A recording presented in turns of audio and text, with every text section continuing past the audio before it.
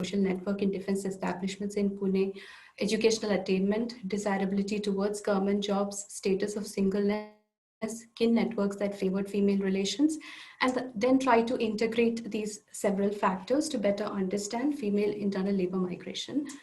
I'll also introduce a concept that I framed called smart femininity, which looks at the motivations of educated women, educated and single women to migrate for work, then revisit the main research question and conclude.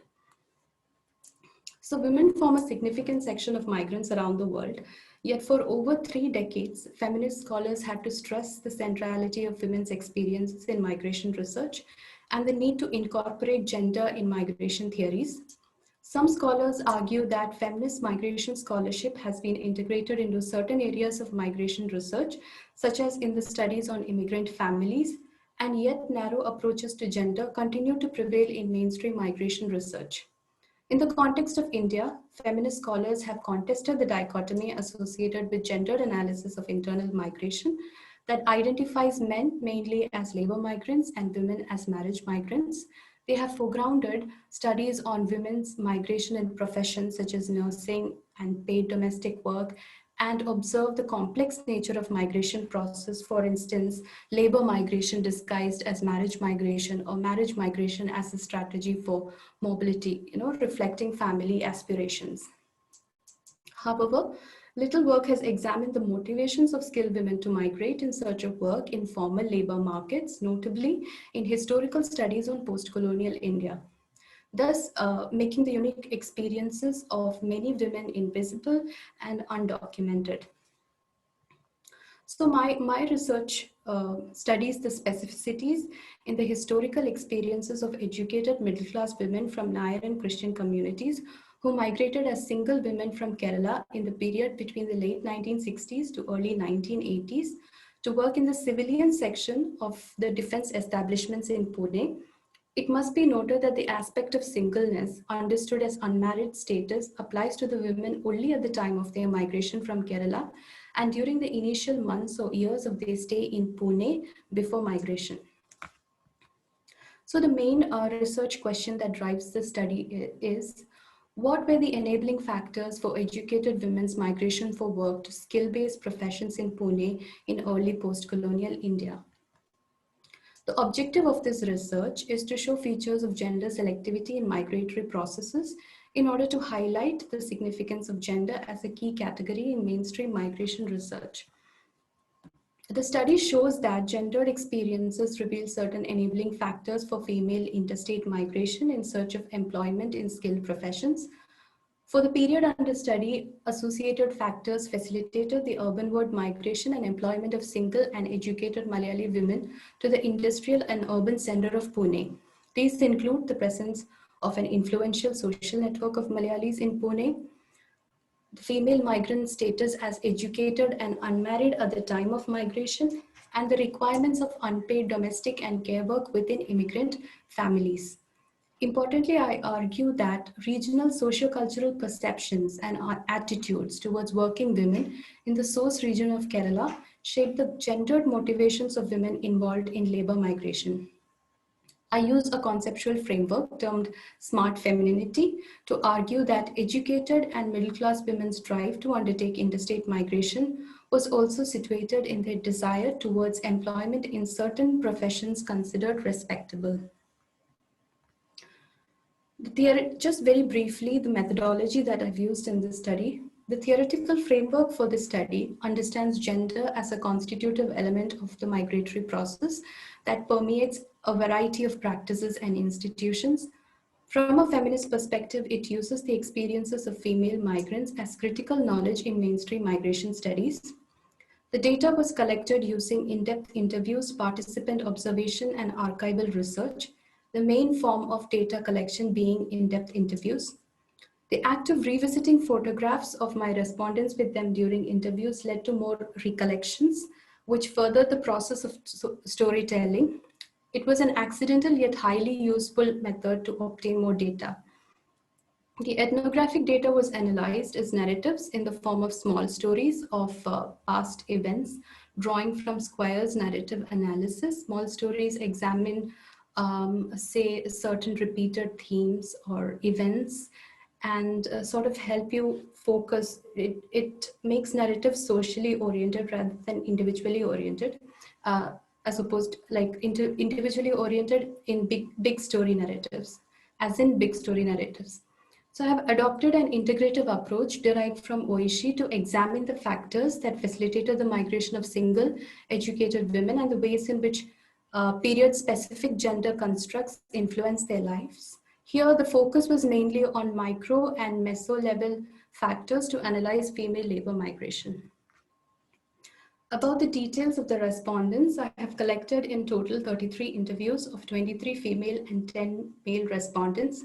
However, the main focus of this study were the narratives of 12 female respondents who belonged to the Nair community and various Christian denominations such as Zero Malabar Roman Catholic and Orthodox Syrian.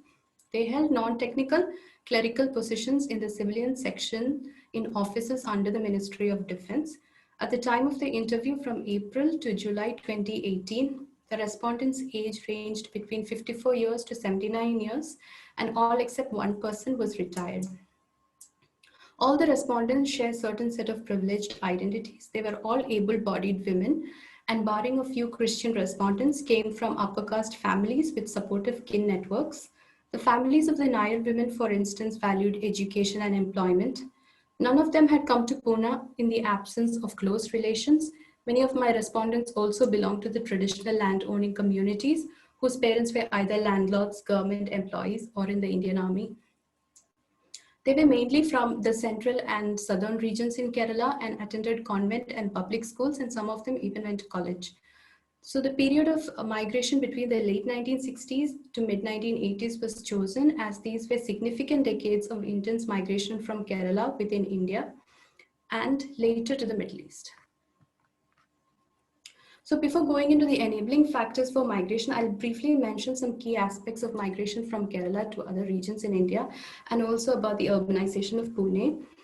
A crucial initial phase of migration from Kerala was in the 1940s and was influenced by events like World War II, the attainment of independence in 1947, and better integration with other states. The services in the military were one of the main reasons, one of the initially main reasons for Malayalis, especially in Travancore, Cochin regions, to undertake migration to other regions in British India in the early half of the 20th century as a form of securing stable employment. In Kerala, poor agricultural and industrial productivity and high levels of unemployment saw the active migration of especially youth to other regions in search of educational and employment opportunities. They were moving to major Indian urban centers such as Chennai, Mysore, Bombay, and Pune as migration became a familial strategy even among conservative families to deal with economic hardships and for upward class mobility. Meanwhile, Pune had emerged as a major center for economic and industrial activities in Maharashtra by the 1960s due to diversion of development from Mumbai and better accessibility to the region through transportation facilities.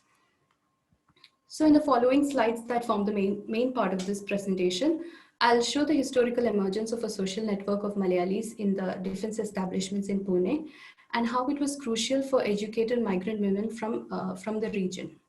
How education and status as single were enabling factors, and why was there a desirability towards government jobs. Based on these points, I'll detail why kin networks favored female relations, and towards the end, integrate these factors to show the significance of incorporating gender in the migratory process. So, yeah, the presence of an organized and influential network of Malayalis in Pune was critical in women finding employment in the region. As mentioned earlier, the beginning of large-scale migration from Kerala was linked to military services. Labor demands during World War II increased out-migration from Kerala, and more people from South India were migrating to Pune as military establishments expanded. During this period, many of the migrants from South India and defense establishment belong to educated upper caste communities from regions in Tamil Nadu and Kerala, such as Brahmins, Ayers, Iyengars, and then Nayars, Menons, and Pillays from Kerala, from regions that came to form Kerala. This social network continued to develop after independence as a considerable number of educated applicants from Kerala came to Pune with the help of their relatives to respond to advertisements for recruitment in these establishments. So, education enabled potential migrants to learn about and follow up possibilities in employment. Additionally, their relatives were also employed in various military establishments. For by this time, the civilian jobs in these establishments had become the monopoly of South Indians. During the period of this study, the migration network of Malayalis in Pune was well connected and influential. Some of my respondents observed that there existed a sense of oneness among the immigrant community due to relatedness and kinship ties, vulnerability as outsiders, mutual dependence and aid, and a form of similar class struggles. The immigrant community was also characterized by the concept of saving or helping others, which strengthened bonds across class and mainly kin relations and motivated immigrants in influential positions to act as resources, valuable resources for new and potential migrants to access and gain employment. So during this period, the concept of saving or helping played a crucial role in the way the community imagined itself in Pune. So this social network also helped new migrants, especially women from economically poorer families, reduce the financial costs of migration during the waiting period and gain crucial information about job availability. So for instance, the immigrant Malayalis in Pune share the knowledge of easy availability of central government jobs and the help they could provide. The knowledge that government jobs in defense was available for educated women and men encouraged families and kin networks to support their migration. Hence, the presence of an organized and influential network of Malayalis in Pune was critical in women finding employment in this urban center. In examining the features of educational expansion in Kerala as an enabling factor, we find that the unique way in which literacy spread in the region, like in the late 19th and early 20th centuries, enabled its reach among women and other socially oppressed sections. However, certain sections, mainly dominant castes and landowning communities, remained the major beneficiaries of higher levels of education, and women from these communities also benefited from educational reforms and initiatives in the region. In the late colonial period, the nature of labor market diverted women's higher education into professions deemed suitable for them. For instance, Malayali women from Christian and Hindu middle class families were trained as teachers, doctors, nurses by the British and Anglican Missionary Society in the 1920s. These semi-skilled and skilled women moved for work to North India and other British colonies. By mid-20th century, Malayali migrant women were visible in professions such as nursing and teaching, and as doctors, clerks, stenographers, and typists.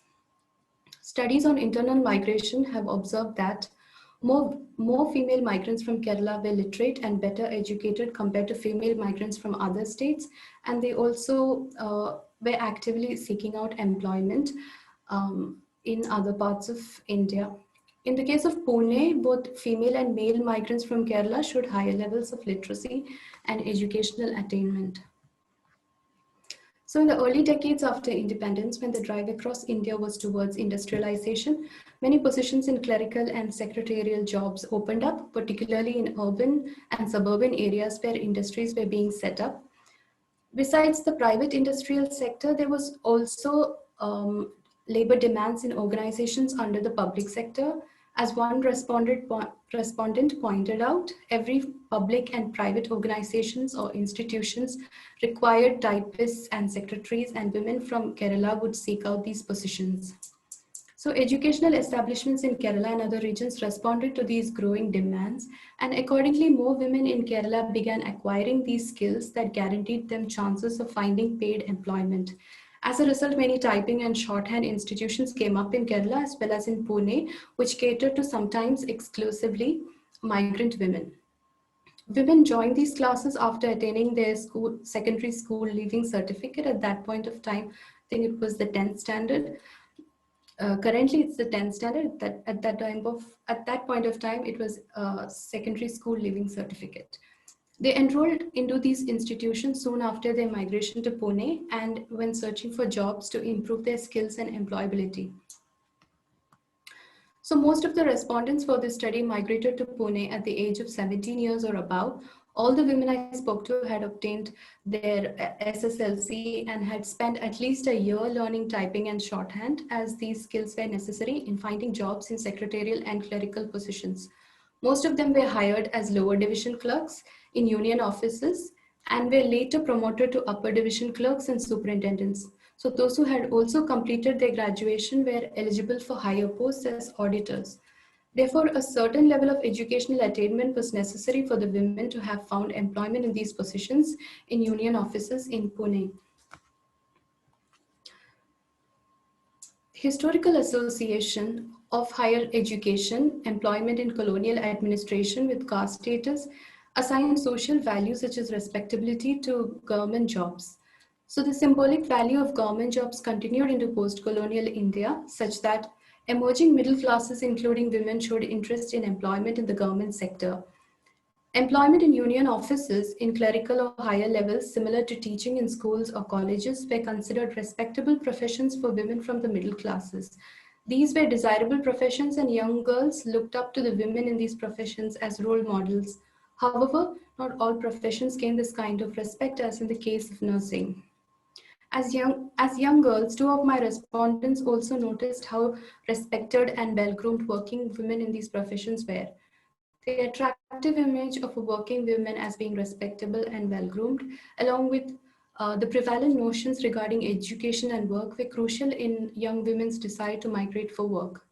Hence, the choice to want and seek out a job was situated within wider notions of acceptance towards the status of working women in respectable professions. The possibility of access to such jobs encouraged my respondents to be optimistic at a point in their lives when they desired a job immediately after their higher education. So the young women felt that they had the education and now they wanted a job. The aspect of respectability and desirability towards these professions held additional meaning for women. One important aspect being the capacity to negotiate their continuation in the workforce, particularly following marriage and childbirth. One of my respondents was certain that she wanted a government job before getting married. She explained this by saying that had she gotten married when she was working at a private firm, she would have had to leave her work at some point after her marriage. So she said, after marriage also, I did not want to leave my job. And with government job, there is that security. My respondent was aware of the attractiveness of government jobs that ensured financial security for the entire family through retirement benefits and other perks. Moreover, the respect the women earned through her employment also defined the status of middle class families. My respondent wanted to ensure that her job was secure so that she could remain financially independent.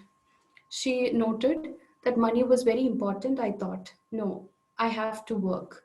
I do not have to rely on anyone. My respondent and her husband had decided that till her job became pensionable, she would continue to work. Therefore, in both securing a government job and convincing her spouse to support her career, she was negotiating dominant patriarchal ideologies that expected women to prioritize family over work, especially when it came to the responsibilities of childcare.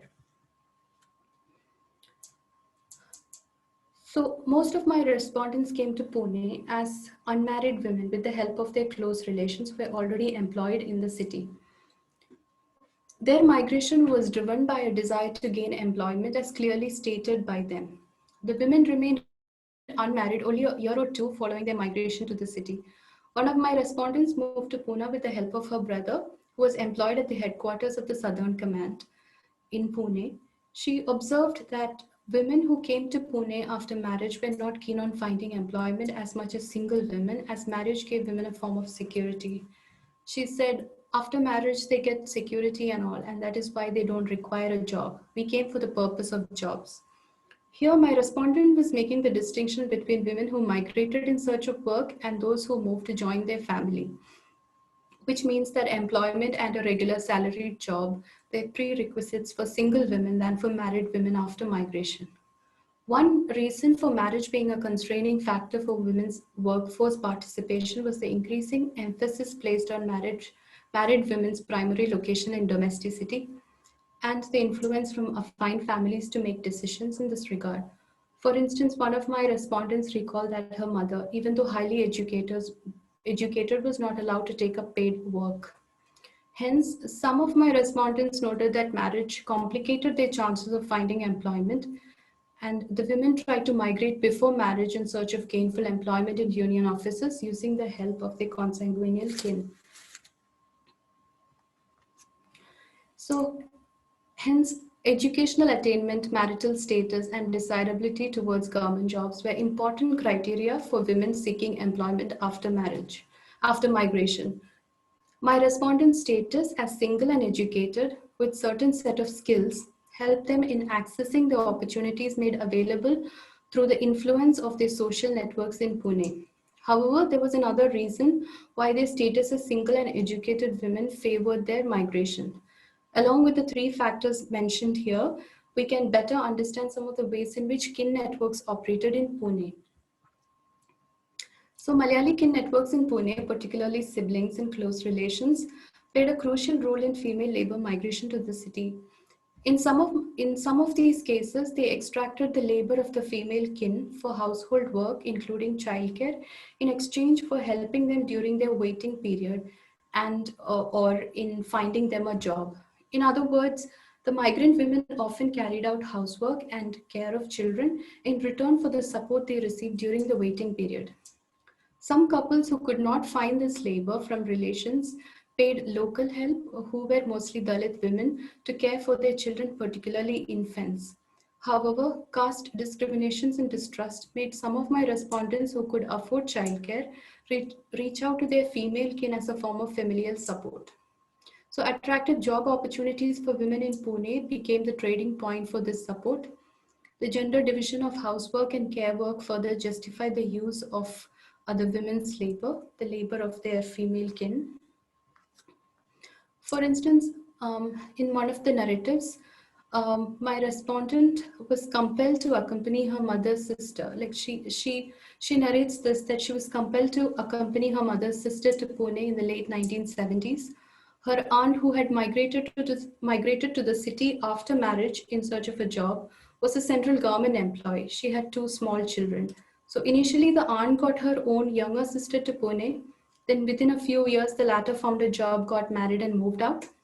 Around this time, a respondent was completing her SSLC and was aspiring to join college in Ernakulam. She was already taking care of her younger siblings at home. Her aunt convinced her reluctant parents to send my respondent, then a young girl in her late teens, with her to Pune in the promise of helping her find a job. So, in the initial years after migration, my respondent worked as a stenographer in several low paying private companies. She also had a hectic schedule at home, which involved taking care of her aunt's children and doing other household work. Eventually, she found employment under the Ministry of Defense and got married. Therefore, after migration, young girls, mostly in their late teens, assisted in the care of children and did household work while they searched for jobs. Sometimes they found jobs within months, but this would also stretch to years for others. By the time they found secure jobs and got married, they would have already spent a few years with the host families. The host families would then bring another person who would again stay with them for a few years. So, one of my respondents noted that he and his wife had gotten at least 7 young girls from close relations over a period of time for the same reason. According to him, most of the girls are now well settled in their lives, and some of them have found good jobs in Pune and Mumbai. So, supportive kin networks favoring female migrants emerged out of the necessity to address the challenges faced by working migrant couples. And migrant familial networks involving working women got more women, preferably young unmarried girls, to Pune with the promise of helping them find a job in exchange for their labor. Now, this household and childcare help allowed working married women to continue in the labor force after marriage. In return, such networks were crucial in securing job opportunities and facilitating accommodation and security for younger unmarried migrant women, which further strengthened the migration of single women to Pune. So, in some sense, the requirements of unpaid domestic labor and childcare among immigrant families functioned as a kind of a route, a kind of a channel for young women to access secure government jobs in urban areas using their kin relations. So, this reveals the gendered nature of social networks and gender selectivity in the migration process. So, gender experiences of internal migration show that associated factors facilitated the migration and employment of single and educated women to Pune.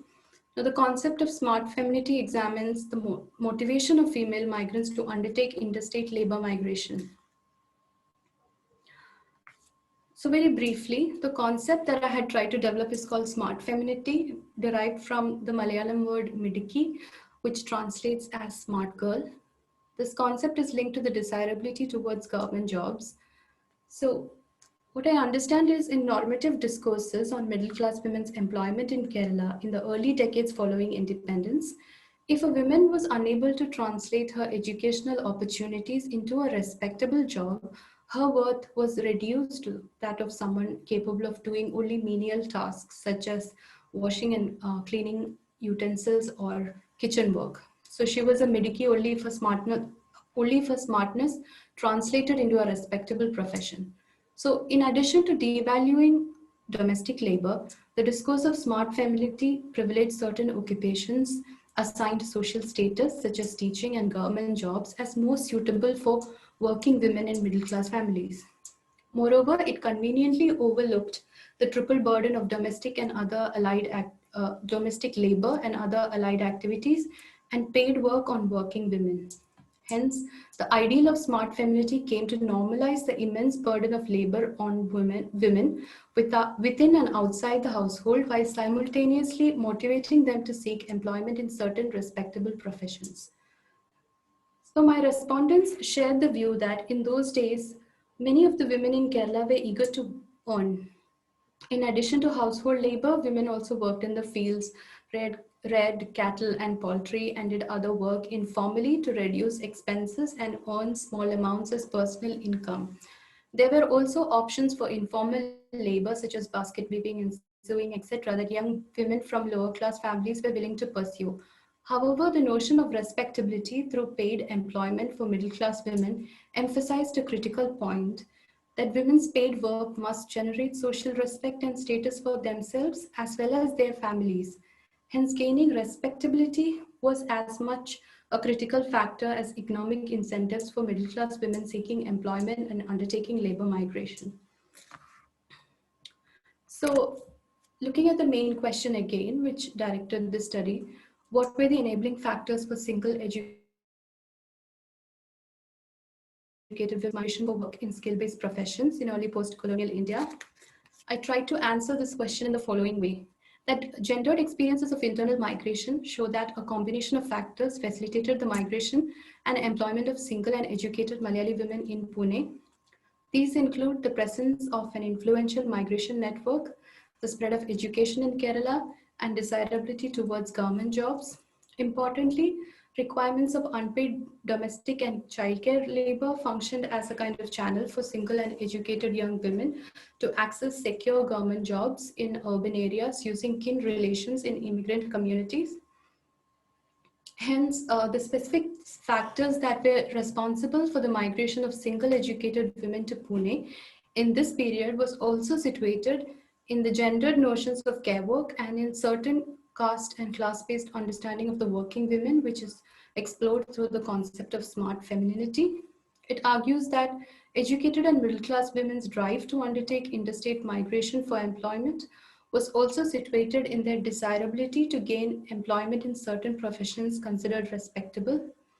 So, notions of smart femininity, which also continue to shape the experiences of educated migrant women post migration, emerged in the process of negotiating patriarchal norms in Kerala that were increasingly placing significance on female domesticity.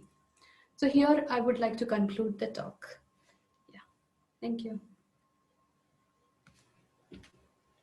Thank you. Thank you very much, Sonia. Do you want to stop sharing? I think we have already a couple of questions in the Q&A, and I'll Okay.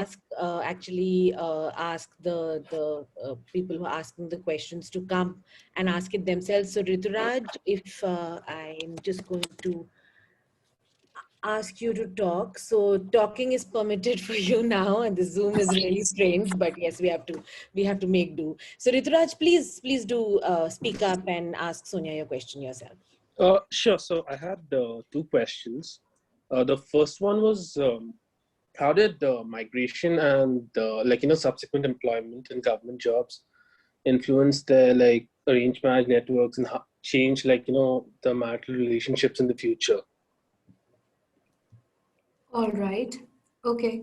So, uh, looking at marital relationships, so most of my respondents, they migrated to Pune, and they actually got married to another migrant in Pune itself. So, uh, in fact, when they were looking at when the time for marriage came, their close relations, mainly those who helped in the migration, were involved in finding a groom for them, and most of the time the groom would be from within from the immigrant community in Pune.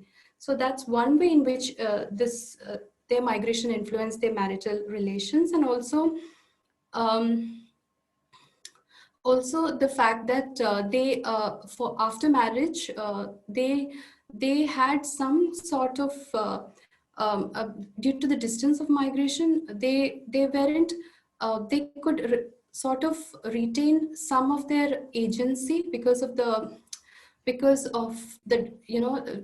they were staying away from affine families, so they had some sort of an agency within as an immigrant, as an immigrant couple, like being distant from kin relations. So that sort of, yeah, that's two things I can think of right now. Yeah. Thank you so much. And if I could ask another, um, what it's like, what I noticed is specifically in Bangalore, in the northern parts of Bangalore, and even certain southern parts, that a lot of co-living conditions like hostels or PGs or dormitories, they often influence a lot of Malayali women's decision to like migrate there, especially the working women. Do you think the same would hold, the housing decisions would hold true in the case of Pune as well? Yes, of course. Actually, the group that I studied migrated with their with a close relation in Pune. So they usually stayed with their relations, but there are girls who have moved to, especially in professions like nursing, where they have moved to hostels and they have stayed on their own along with other girls, other migrant girls from Kerala and other regions. So yes, of course, there are other channels of migration and other experiences as well. This is a specific experience of those who migrated with family, yeah, or with the help of close relations. Thank you so much.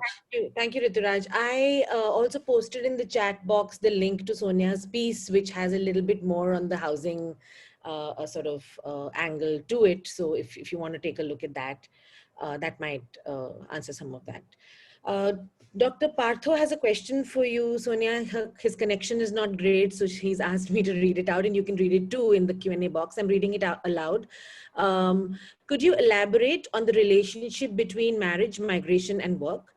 In one respect, it seems being unmarried was important to find work, but once a person was employed, it was okay to get married. So why was it a problem to find a job if one was married? Or was it the case that working women had the ability to wait for a spouse who would allow her to work? So marriage after work was only to a certain kind of partner. Okay, so the first part of the question is um, uh, exactly like why women waited till they got a job and then got married. So the thing is, actually, they stated this very clearly that they wanted to find a job. I think in my presentation also, I have emphasized this point that they were very keen to find a job and then get married, and very specifically find a government job, which because of its desirability, they could bargain for continuing in the workforce with the benefits that government jobs bring. So basically they were very keen that they wanted um, to remain in the workforce even after marriage, and therefore one of the reasons why they migrated at the time that they did with the help of their kin was to ensure that they have a job before marriage. So that's one part of the question. Can you repeat the other section? Yeah, so basically he's asking whether working women had the ability to wait for a spouse who would allow her to work. So this is more about the Uh, kind of partner who would be okay with you working. And Partho's also messaged me separately to ask whether this is some kind of, I mean, whether we can think of this as dowry substitution or something like that. Actually, they did not have much choice in this, because the choice of a partner and everything was decided by the families, by close relations, especially the kin that helped them migrate. So even the kin had even sometimes more than the parents, the kin had a kind of say in who, the migrant women would marry. But there was a sort of emphasis on, they had this education, and they had this level of education, and they can find a job. So that was sort of acknowledged by both the families and the close relations.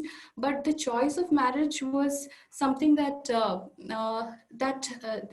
it was not that they found someone, it was still an arranged marriage within the community to a suitable partner from within the same caste and religion. So they did not have much of a choice in that. And many of the times the idea is that, like, the phrase has to be used that they were married off. Like, sometimes they didn't want to get married, but they, after their job, they were immediately married off. So, and those women who could not find a job in the few months or the years that they were staying with their kin, they were nevertheless, after a certain age, they were kind of compelled to get married, even without a job. So the women felt that it was urgent to find a job before the age came to get married, or before they were pressurized to get married. So yes. Thanks. Subhash Mendapurkar has a question, and Subhash, I've unmuted you so you can ask yourself, please.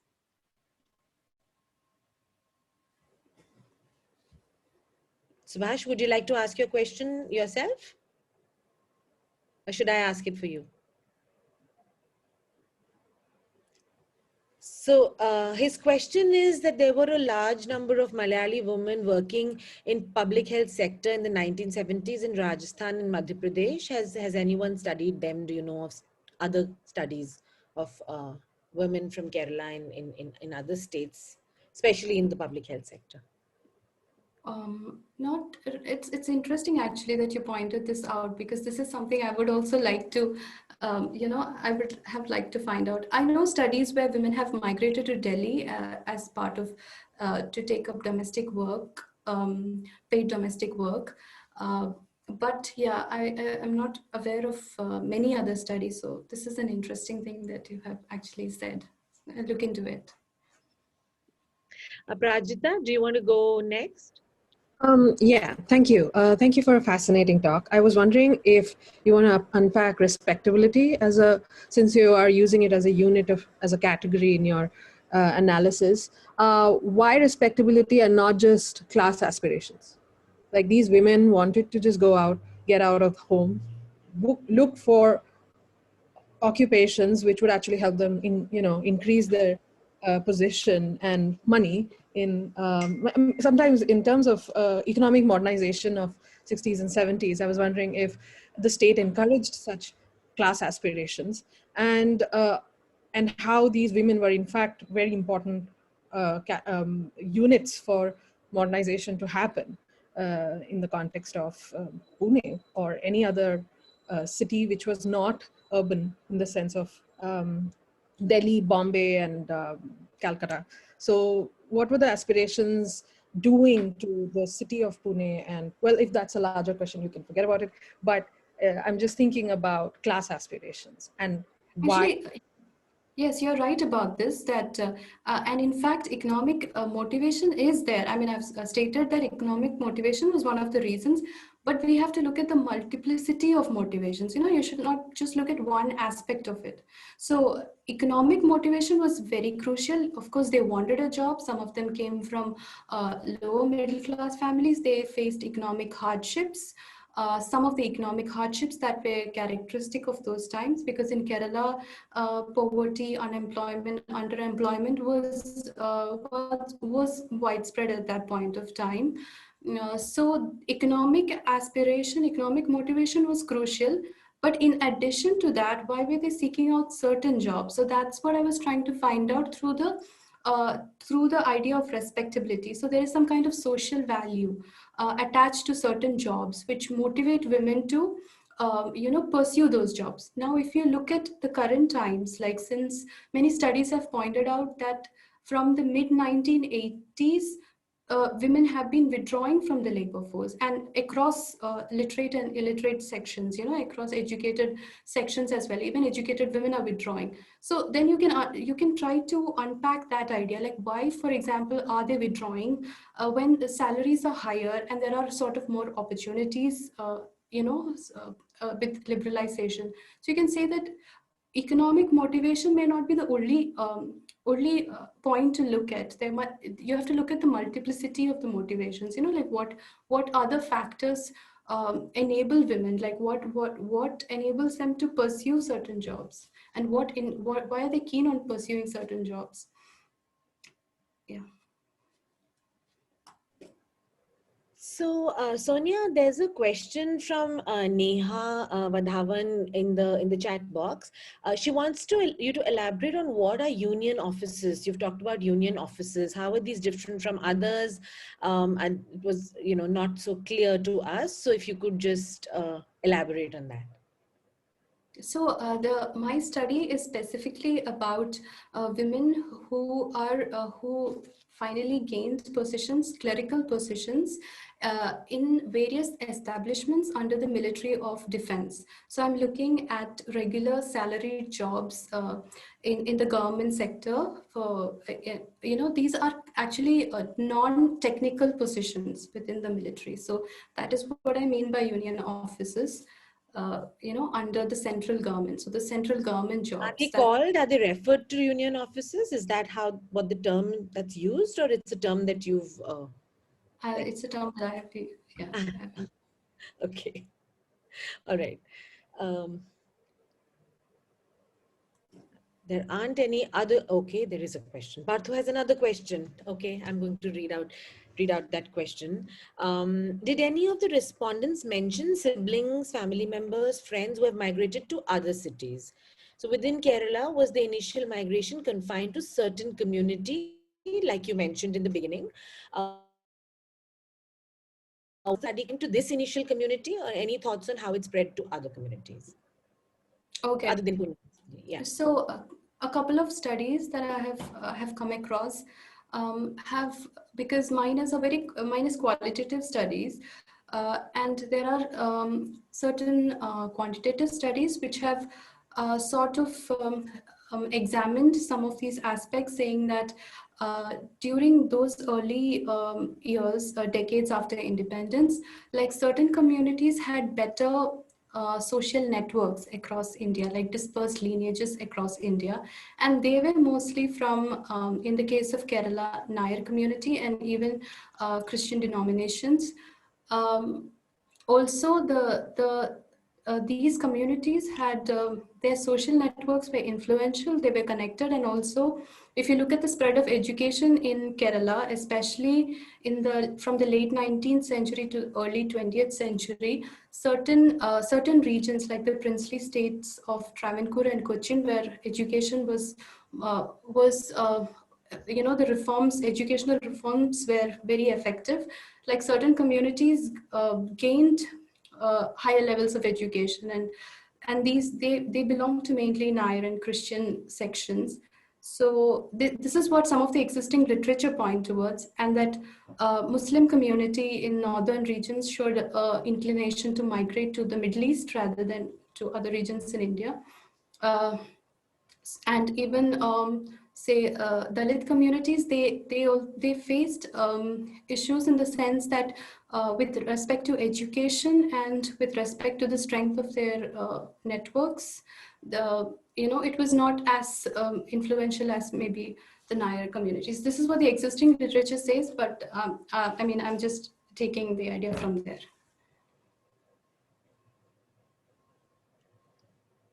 So Rituraj, I think she already answered the question that you have now posed. Do you want to add to that? I'm just unmuting you. Hang on. Do you want to add to that question? Because I think Sonia just sort of talked about within Kerala and. Right. That was my question. While I was typing it, I think she just Yeah, answered it. all right. Thanks. My- Thanks. So Pato has another question about the waiting period. With respect to the waiting period, when women stayed with kin while searching for a suitable job, did women wait until they found a government job, or did they join private jobs and then move to a government job? So no, some of them found a job, private jobs, but they kept searching for a government job. So what my migrants did was, there was some crucial information they got from the immigrant community. For example, that you need to enroll your name in the employment exchange immediately after you come, and when you turn 18, you can, you might be called for interviews and things like that. So they use that information. So they enrolled themselves in the employment exchange, and they kept applied for jobs while they worked in private firms, also, until they found a government job. okay, I have a couple of other questions. One it's an interesting question from Neha Vadhavan. Did the respondents ever pay their host families for food and accommodation? And if they did, how was this cost calculated? So that's one question from Neha. And there's a question from Berenice. She's asking if you could talk a little bit more about the dynamics of circulation and return migration to Kerala, if you found any of that in your study. Okay. So with respect to cost, I am not aware of this aspect. I assume that they did not pay for their accommodation. In fact, if you look at the time period, many of the families were closely knit, in the sense that children sometimes grew up with their aunts or their grandmothers. So in that sense, when the women moved to Pune with the help of their kin, they were in fact moving into their own families itself. So even their labor, for that matter, was considered as an extension of their labor at within their own families. So because of the gender nature of domestic work, then girls were expected to do many of the housework and take care of children and all. So, and this kind of labor they were providing to their own. It was assumed that they were providing the same labor to their own families, who involved the kin as well, kin families as well. So I don't think the cost of payment for their stay would have come up. But this is my idea. And about the circulation, return migrants, like many of them do, some of them did return to Kerala, but some of them have remained back in Pune, to mainly, because they are, to mainly, sort of stay with their own children who are now settled in Pune. So my respondents, many of their children are in Pune, and they prefer to stay closer to their children rather than go back, return to Kerala. But then some of them have also returned to Kerala. Yes.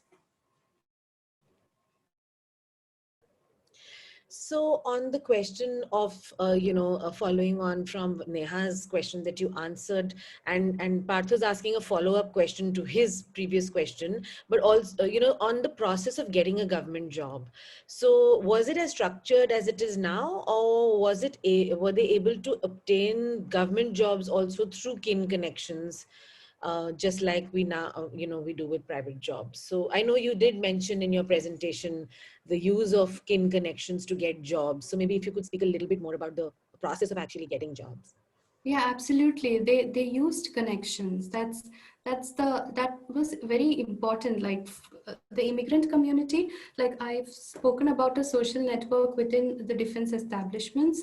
So by 1960s, many jobs in the governments, like the lower echelons of the governments, government jobs were actually, a monopoly of the South Indians. So they had connections, and there was one influential figure in within the defense establishment in Pune, who was a Malayali, who actually helped. He was a contact resource. He was a valued resource in the sense that he had the power, status, and money, but and he was an important contact resource for many migrants to access government jobs. So they would ask their brothers, or their sisters who were employed in the military establishments, to ask him for help, and he was known to have helped many Malayalis. In fact, he is known to have saved many Malayalis, and by allowing them to access jobs. So yeah, that did exist at that point of time. Yes.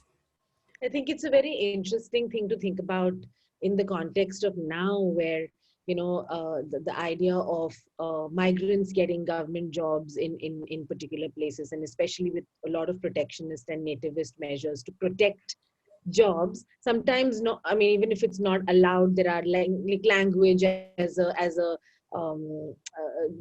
eligibility criteria that gets in, and so it's a very different situation. I mean, the idea that because there was education, a tradition of education in certain communities in South India, they were able to sort of capture this particular kind of jobs in many urban locations.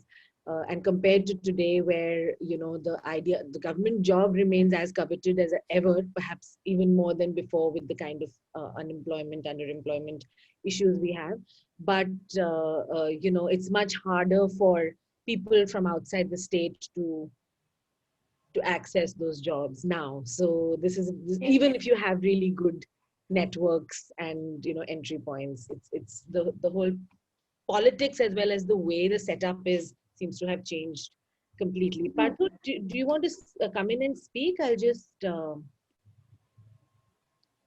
I just want to add this one point in what you mentioned about nativist preferences, like nativist, how now there is a kind of change. But I should just tell you that even at that point of time in the 1960s, I think towards the late 1960s, the Shiv Sena was also sort of bringing out, stressing the point about how mainly South Indians are coming and taking away jobs that, from Bombay and Pune regions. So that did come up, in fact, against even this person who I mentioned. He was accused of, nativist preferences, like of getting people from South India, but he argued that, they were already enrolled in the, employment exchange, and they were educated for the positions that they got. So in that way, he justified it. But of course, there was a discontent. And I mean, that did come up, yes. Yeah, thanks. I let Pushpa in. She wanted to ask a question about male migration. Pushpa, go ahead.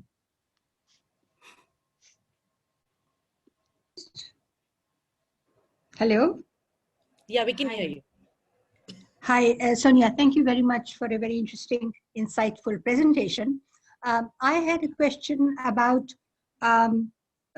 whether there were almost equal number of men and women from same region and same community migrating, if you have any information on that. But the fact that women who migrated singly were able to find partners would make me believe that the number of male-female migrants would be quite equal, which is unusual in many cases for rural-urban migration. So how do you look at that?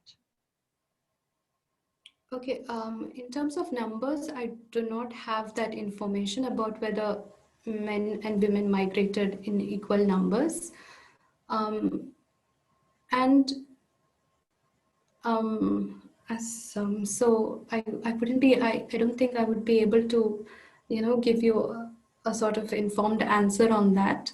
As far as them finding, partners within the immigrant community, I guess the immigrant community was expanding at that point of time, growing at that point of time. So don't think it would have been, sort of difficult to find someone from within the community. So But perhaps you could look at it in your follow-up studies, because yeah, this sure, has sure. interesting implications in relation to process of migration itself. It's like migration for marriage, not just for job. It's migration for marriage, although it's a single woman migration. So in terms of process, it's very interesting finding of your study. So I guess, Pushpa, just to, take that forward, I think how I would look at it, not necessarily going into numbers, but to just from your interviews and from the various people you interacted with, if we could think about what the men were doing, what kind of jobs were they in? Were they also working within the military establishment, but in more technical positions? Were they working in similar private sector firms, but in higher up positions? Were they more educated than the women that were coming in? That's one way to sort of explore that thing qualitatively.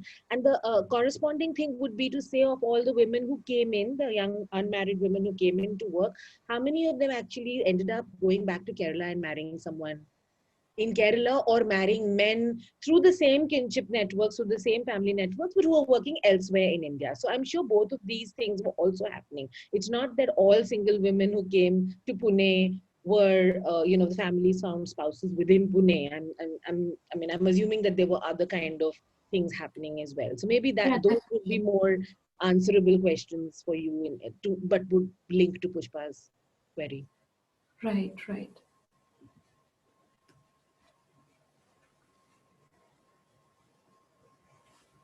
Yeah, I think we're kind of done. Partho, at some point you'd raised your hand. Do you want to? A Are quick you in a thing, situation? Yeah. I am trying to understand, in your interviews, Sonia, am I audible? Yes, Yes, you you are. Okay, Yes. thank you. Did you get the sense, you mentioned one case where one person had brought in, I think you said 7 such young women who all sort of, which is one of the questions I had as to the incentives didn't seem to match, because if I have somebody doing housework and taking care of my kids and so on, why would I want that person to find a job? Because then I lose that quote unquote family labor, but most probably the reputational effects that keep it going. And you have a supply back home which can replace it, and so you're not worried about losing that form of work. But more importantly, did you get this sense that they were selecting certain kinds of women who could actually find employment in Pune, where these, like a first level filter about who they chose to bring over to Pune? And do you think that your sample who you interviewed in Pune is in some sense therefore a selected sample, who was selected on their ability to actually find employment within Pune, whereas somebody else who was less employable is more or less left back in Kerala? Did you get any sense of that sort at all? Um, yes, actually, my study started with the idea of understanding the migration of single and educated women to Pune. So I guess my sample is very specific, is kind of purposive sampling.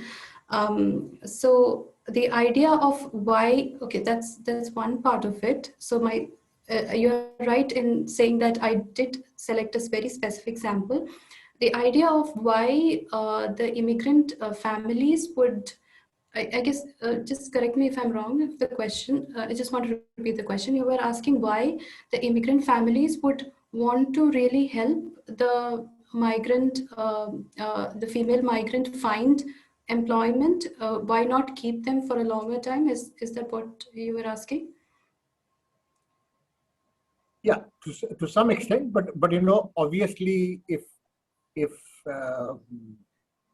you will have a reputation back, if the tight-knit community, and if you build a reputation that this fellow essentially just keeps you on as unpaid help and doesn't help you find a job, then that's going to hurt you in a different way, right? So there are reputational effects which are important in some sense. Yes. So that's exactly what I say in my study as well. Like I have introduced another concept called the concept of saving. So the same person who said he said at least 7 girls that he has 7 female relations he has gotten to Pune, and he is the one who put out this term for me. In fact, he was the one who made me aware of the idea of the term Raksha Padutuga, meaning to save. So he said we saved so many girls. Like if you look at that specific period, there was a lot of hardship due to in Kerala due to economic economic related issues. So and many families were facing difficulties. So if we can push you on that, Sonia, when they say saved, do you get a sense about what they were saved from? I mean, what was the sort of, if they didn't get this particular job, what would their life have been in some sense? I mean, did you get a sense of that alternative? Yes, in fact, what they were saved from was economic hardship. In fact, what one of my respondents noted, she was the one who pointed this out to me, that had she not had the help from her kin and come to Pune, she would not have found a government job. In fact, she would have been doing kitchen work, is what she said. Like the idea that I introduced in Smart Femininity, she said that she might not have found any work, but then of course she corrected herself to say, no, maybe I would have done basket weaving or sewing, or maybe there would have been other options, but not a government job. So in that sense, there were more attractive jobs available in urban centers like Pune and Mumbai, which was not available in Kerala for educated women. And in that sense, the idea of saving came about. Yeah. So I think the idea is to give them an access to opportunity and sort of help them in the process. Was I able to answer your question? I mean, I mean, we can discuss this later, but if you're coming from, let's say, Christian background, there is a whole sort of literature around saving, which is has many more conceptions. I was just, there is, way back to Mary Magdalene. But the issue is, which is why I was sort of exploring the idea of saving a bit more, and whether that is a religious concept or whether that's a cultural concept. Did one hear that both across sort of the Nair communities and the Syrian Christian communities, or only within one of the two? It's that kind. I mean, a kind of thing which sort of one sort of thinks through as you sort of take that forward, because these are very interesting conceptual suggestions that you're putting forward, and therefore be useful to sort of make that as well defined and concrete and located as possible, try and understand where exactly that issue is coming through. So it's I mean, these kinds of in-depth ethnographies are always very fascinating. Yes, thank you for that suggestion. Yeah, thanks. Unless somebody else has something urgent to say on that note, Sonia, thank you so much. And don't worry so much about the technical glitches every now and then. These things do happen, despite the fact that we did a tech check last week. So I'm glad that it worked out, and really, really happy that you were able to present. And we had quite a few people with us it seems like towards the end we've lost a lot of our audience, but it's also on Facebook and people would be catching it live. So thank you so much for a really interesting talk. As you know, CPR, CSH both are interested in the theme of migration, and so linking it with cities and urban development was really enlightening for us. Thank you so much once again. Thank you for the opportunity. Yes, and wonderful suggestions and questions. So it has given me enough things to think about and maybe develop my work further. Of course. Thank you. Thanks. Bye, everyone. Bye.